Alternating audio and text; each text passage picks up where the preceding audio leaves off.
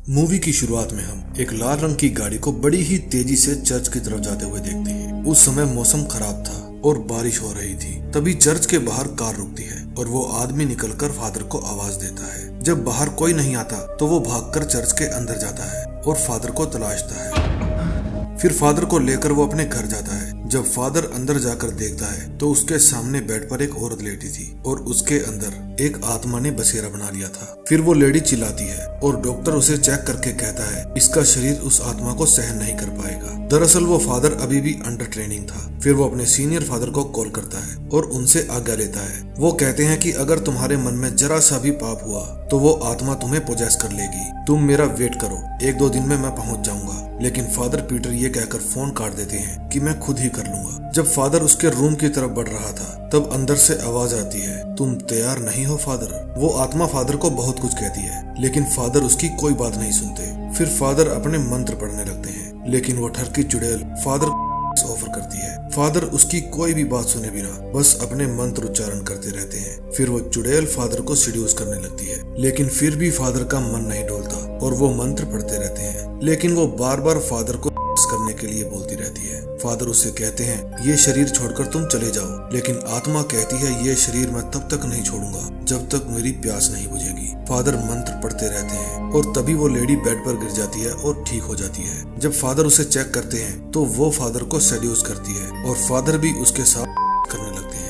इसके दौरान हम देखते हैं कि आत्मा फादर के अंदर आ जाती है। अब कहानी 18 साल बाद की दिखाते हैं। एक जेल का कर्मचारी एक जेल के अंदर से खाने की पुरानी प्लेट उठाने के लिए अपना हाथ अंदर डालता है और तभी उसके हाथ को कोई काट लेता है। अगले सीन में हम फादर पीटर को देखते हैं। वे उस समय गरीब लोगों में अनाज बांट रहे थे। तभी एक लेडी उन्हें बुलाने आती है। फिर वे जाकर उसके बच्चे को चेक करते हैं। वो बच्चा बीमार था। फिर फादर उसे लेकर हॉस्पिटल जाते हैं। हॉस्पिटल में जाके हमें पता चलता है कि वहाँ पर और भी बच्चे बीमार हैं और उन सबको एक जैसी ही प्रॉब्लम हुई है। फिर फादर मैक्सिको सिटी जाते हैं। वे अभी भी अपने साथ 18 साल पहले हुए हादसे को भुला नहीं पाए थे। फिर वो अपने सीनियर पादरी के पास जाते हैं और 18 साल पहले हुए पाप को कन्फेस करने की कोशिश करते हैं लेकिन नहीं कर पाते। फिर वो अपनी सूटकेस में से उस रात शूट की हुई वीडियो की कैसेट निकालते हैं लेकिन सीनियर फादर उनके काम की सराहना करते हैं और कहते हैं कि पिछले कई सालों से तुम गरीब लोगों की मदद कर रहे हो। फिर वे फादर पीटर को एक चेक देते हैं जिसमें बहुत सारा रुपया था ताकि वो ऐसे ही गरीबों की मदद करते रहें। फिर फादर पीटर वो कैसेट भी वापस अपने सूटकेस में रख लेते हैं और कन्फेस नहीं कर पाते। फिर अपने घर जाकर वे ईश्वर से उस बात के लिए माफी मांगते हैं। तभी उन्हें चर्च में से किसी की दर्द भरी आवाज आती है। जब वे चर्च में जाकर देखते हैं तो वहाँ पर यीशु मसीह का स्टैचू गायब होता है। तभी उन्हें कोने में कोई इंसान रोता हुआ नजर आता है। पास जाने पर पता चलता है कि किसी आत्मा ने यीशु मसीह के स्टैचू को भी पोजेस कर लिया है और वो फादर पीटर पर हमला कर देते हैं। तभी फादर की आंख खुल जाती है और फिर फादर के पास उस जेल के वार्डन का फोन आता है। वो कहता है कि हमारा एक कैदी परेशानी में है, उसने आपको बुलाया है। फिर फादर उस जेल में जाते हैं। अंदर जाकर वो वार्डन फादर को बताता है कि उसने एक कर्मचारी की हत्या कर दी है। फिर फादर को उसके कैद खाने में लेकर जाते हैं। फादर उसे हेलो कहते हैं। वो कहती है हम एक नहीं कई हैं और धीरे धीरे तुम्हारे बच्चों को भी पोजेस कर लेंगे। दरअसल फादर एक अनाथ आश्रम भी चलाते थे। फिर वो कहती है क्या तुम एक बार फिर से मेरी प्यास बुझाओगे। पादरी घबरा जाता है और वहाँ से बाहर आ जाता है। तभी वहाँ पर इतनी तेज चीखें सुनाई देती है कि वहाँ खड़े किसी को भी वो आवाज सहन नहीं होती। फिर फादर उन्हें ये काम करने से मना कर देता है। वो कहते हैं कि मैंने ये काम बहुत पहले ही छोड़ दिया है। तभी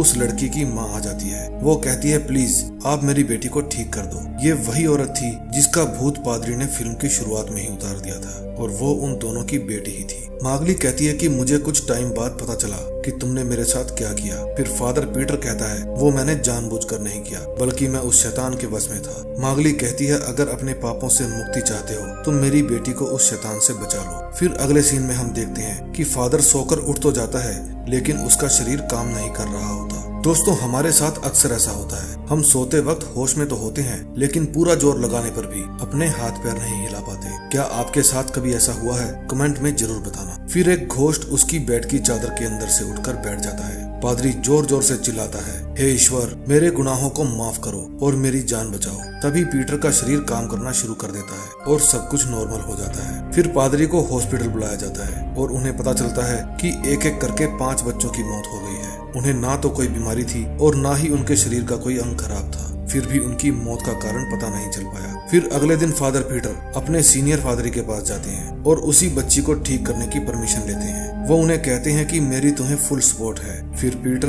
उन्हें फादर माइकल की हेल्प लेने के लिए कहते हैं। फादर माइकल मैक्सिको आते हैं और पीटर उनका स्वागत करते हैं। फिर फादर माइकल उससे 18 साल पहले हुए केस के बारे में पूछते हैं। पीटर बताते हैं कि उस समय वो पापी आत्मा मेरे अंदर आ गई थी और फिर पता नहीं कहाँ गई। फादर माइकल कहते हैं इसका मतलब तुम्हारे अंदर ईश्वर है, उन्होंने ही उस आत्मा को खत्म कर दिया, वरना वो आत्मा बिना किसी की जान लिए जा ही नहीं सकती थी। दरअसल उस समय हुआ ये था, उस आत्मा की मन की इच्छा पूरी हो गई थी, इसीलिए वो उस समय उन दोनों के शरीर को छोड़कर चली गई थी। तभी पीटर उस कैसेट को जला देते हैं। फिर फादर पीटर बताते हैं कि हर रात मुझे सपना आता है कि कोई आत्मा जीसस के ऊपर हावी हो रही है और फिर जीसस मुझे मारने आते हैं। फादर माइकल कहते हैं इसका मतलब किसी बुरी आत्मा की तुम पर नजर है। उस समय चर्च के अंदर जो बच्चों की केयर टेकर थी उसे भी वो आत्मा पोजेस कर लेती है। तभी वो दरवाजा तोड़कर सो रहे बच्चों के पास जाती है। बच्चे जैसे ही चिल्लाते हैं उनकी आवाज सुनकर दोनों पादरी दौड़ते हुए चर्च के अंदर जाते हैं। फिर वो केयर टेकर बच्चों को भी पोजेस करने की कोशिश करती है। तभी फादर माइकल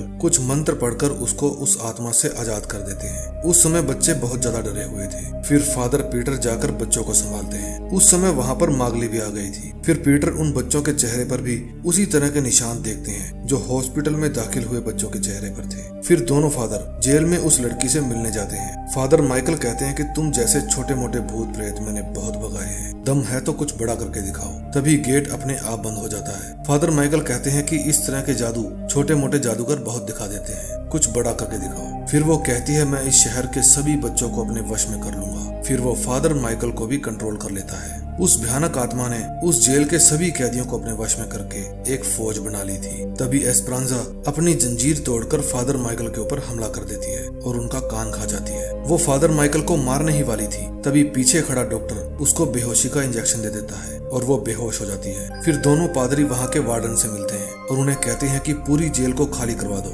लेकिन वार्डन कहता है कि हम ऐसा नहीं कर सकते क्योंकि हमें परमिशन नहीं है। फिर फादर माइकल फादर पीटर से कहते हैं वो आत्मा बड़ी ही तेज है, उस पर हमारी प्रार्थनाओं का कोई भी असर नहीं हुआ। इस तरह की आत्मा तकलीफ में भी होती है तो ऐसे दिखाती है जैसे उन्हें कोई तकलीफ नहीं, और वो हमारा मनोबल तोड़ देती है। वो तुम्हें मेरे बारे में कुछ भी कहकर तुम्हें मुझसे भी लड़वा सकती है। अगर तुम्हारा शरीर पूरी तरह से पवित्र है तो ही तुम उससे मुकाबला कर पाओगे। अब सभी लोग जेल को खाली कर देते हैं और वार्डन कहता है अब हम कल सुबह आएंगे। उस समय एक डॉक्टर और गार्ड वहीं पर रुकते हैं। फिर दोनों पादरी जेल के अंदर जाते हैं। फिर वहाँ हर फिल्म की तरह सबसे पहले लाइट चली जाती है, लेकिन फादर माइकल भी हमारी फिल्में देखते हैं और अपने साथ एक टॉर्च लेकर आए थे। फिर वे दोनों एस्परांजा की जेल में जाते हैं, लेकिन वहाँ पर वो नहीं थी। उस समय डॉक्टर भी जेल में ही था। फिर डॉक्टर को उस गार्ड की डेड बॉडी मिलती है जो उसके साथ इसी जेल में रुका था। फिर डॉक्टर को एस्परांजा दिख जाती है। डॉक्टर उसे बेहोशी का इंजेक्शन लगाने के लिए सिरिंज भरता है। इतने में पीछे से एक और कैदी आकर उसे मार देती है। तभी दोनों पादरी वहाँ से बाहर आते हैं। वे आकर देखते हैं कि सभी कैदियों की जेल खुली हुई है। तभी वहाँ पर जेल की 3 कैदी आ जाते हैं जिनको उस आत्मा ने पोजेस कर लिया था। फादर माइकल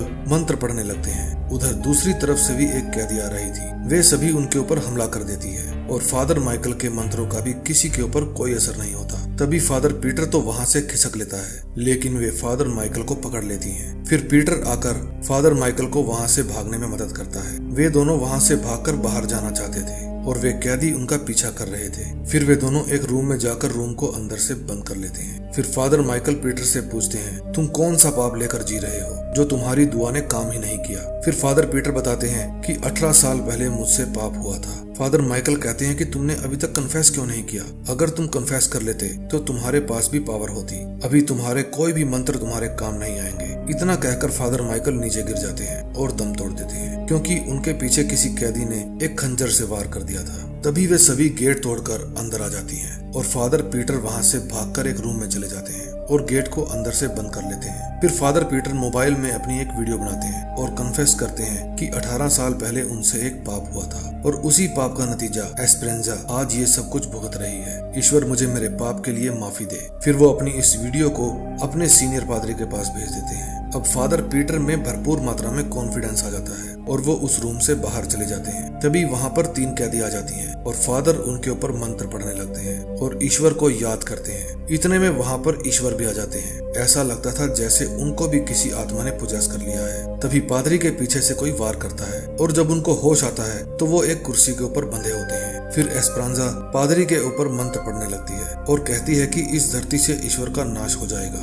और सिर्फ शैतान का राज होगा। तभी चर्च में बने हॉस्पिटल में जहाँ बच्चे दाखिल थे वहाँ भी वो साया आ जाता है जो मदर मैरी के स्टैचू को पोजेस करके बच्चों को भी पोजेस करने की कोशिश करता है। उधर फादर पीटर चिल्लाता है कि हे ईश्वर मेरा साथ दो ताकि मैं शैतान को नष्ट कर सकूं। और उधर एस्परांजा भी चिल्ला रही थी कि धरती पर सिर्फ शैतान का राज होगा। वे दोनों आपस में ही एक दूसरे के ऊपर मंत्र पढ़ रहे थे। उधर मदर मैरी नर्स के ऊपर हमला कर देती है और उसे मारने की कोशिश करती है। इधर फादर पीटर के मंत्र काम करना शुरू कर देते हैं। खुद को हारता हुआ देखकर वो पापी आत्मा फादर से सौदा करती है कि तुम्हें अनाथ बच्चों और तुम्हारी बेटी दोनों में से किसी एक को चुनना होगा। लेकिन फादर सभी को ही बचाना चाहते थे। फिर वो कहते हैं कि तुम्हें सभी को छोड़ना होगा और बदले में वो आत्मा फादर का शरीर मांगती है। फादर माइकल ने फादर पीटर को पहले ही बता दिया था कि उस आत्मा से कोई भी सौदा मत करना, वो आत्मा बहुत चालाक है। लेकिन अगर फादर पीटर सौदा नहीं करते तो वो उसकी बेटी को मार देती और उन छोटे बच्चों को भी मार देती। फादर पीटर उसकी बात मान लेते हैं और तभी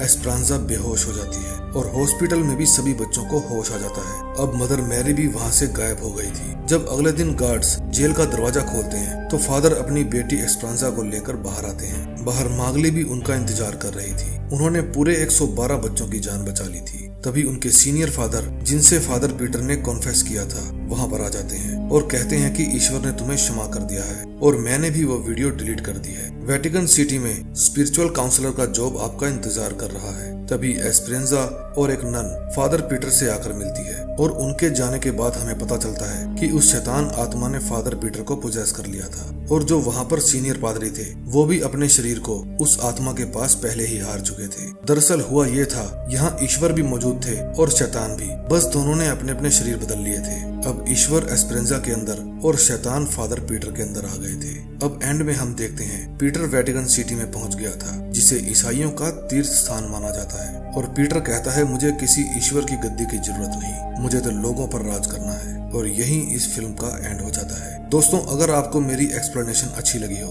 तो प्लीज चैनल को सब्सक्राइब करके बेल आइकन जरूर दबा दें और एक प्यारा सा कमेंट बॉक्स में छोड़ दीजिए। मैं आपके हर कमेंट का जवाब देता हूँ। मैं मिलूंगा आपसे नए दिन नई स्टोरी के साथ। तब तक के लिए बाय बाय।